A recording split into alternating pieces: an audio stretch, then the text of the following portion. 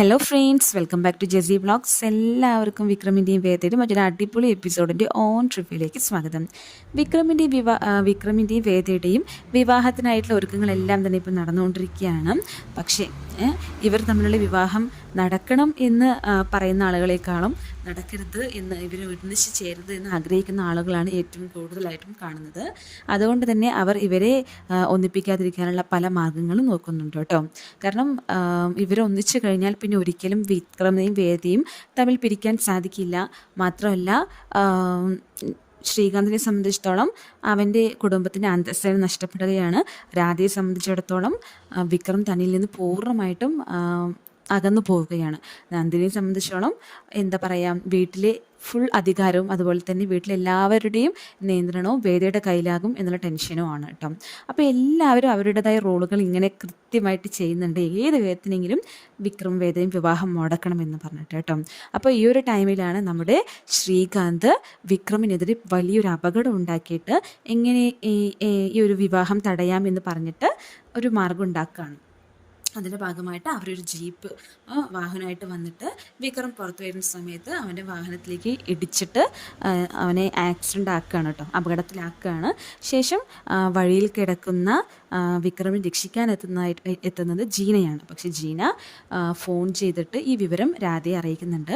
പക്ഷെ രാധ ഈ ഒരു അവസരം മുതലെടുക്കുകയാണ്. കാരണം ഇപ്പോൾ എന്തായാലും ഇവനെ ഹോസ്പിറ്റലാക്കി കഴിഞ്ഞാൽ പിന്നീട് വീട്ടിലേക്ക് വിട്ടാക്കാതിരുന്നാൽ ആ ഒരു ഫംഗ്ഷൻ നടക്കില്ല. അപ്പോൾ താലി കെട്ടുന്ന പരിപാടി, ചടങ്ങുകൾ, കല്യാണം ഒന്നും തന്നെ നടക്കില്ല. അത് മുഖേന ഒരിക്കലും വിക്രം തന്നിൽ നിന്ന് അകന്നു പോവുകയുമില്ല. കല്യാണം മുടങ്ങുന്നതോടുകൂടി വിക്രം ആ വീട്ടിൽ നിന്ന് ഇറങ്ങിപ്പോകുമെന്നും രാധ വിശ്വസിച്ചിട്ടുണ്ടായിരുന്നു. അങ്ങനെ രാധയും ജിനിയും കൂടെ വിക്രമിനെ ഹോസ്പിറ്റലിൽ കൊണ്ടുപോകുന്നുണ്ട്.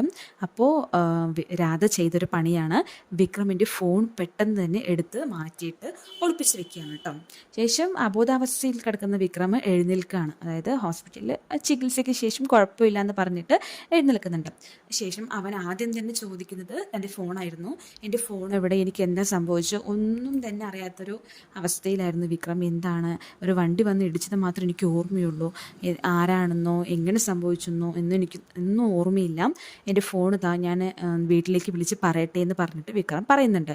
പക്ഷേ രാധ വിക്രമിനോട് നുണ പറയാണ്. ഫോണോ, അത് ആക്സിഡൻ്റായ സ്ഥലത്ത് എവിടെയെങ്കിലും കിടക്കുമായിരിക്കും, ഞാൻ കണ്ടില്ല, എനിക്ക് അറിയുക തന്നെ ഇല്ല എന്ന് പറയാണ് കേട്ടോ. അപ്പോൾ വിക്രം എന്താ ചെയ്യുക, ഒന്നും പറയാനില്ല. കാരണം ഫോൺ പോയല്ലോ, ഇനി ഞാൻ എന്ത് ചെയ്യും.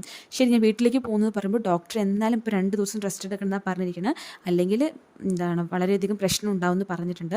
അപ്പോൾ കംപ്ലീറ്റ് റെസ്റ്റ് എടുക്കണം, എന്നിട്ട് പോയാൽ മതി എന്ന് പറഞ്ഞിട്ട് രാധ അവിടെ പിടിച്ച് ബലത്തിൽ ഇരുത്തിയിരിക്കുകയാണ് വിക്രമിനെ. വിക്രമാണെങ്കിൽ ആകെ ടെൻഷനാണ്. കാരണം ഫോണില്ല, വീട്ടിൽ വിവരം അറിയിക്കാൻ പറ്റുന്നില്ല, വീട്ടിലാണെങ്കിൽ കല്യാണത്തിനുള്ള പരിപാടികൾ നടന്നുകൊണ്ടിരിക്കുകയാണ്, തനിക്കാണെങ്കിൽ അതിൽ നിന്ന് രക്ഷപ്പെടുകയും വേണം.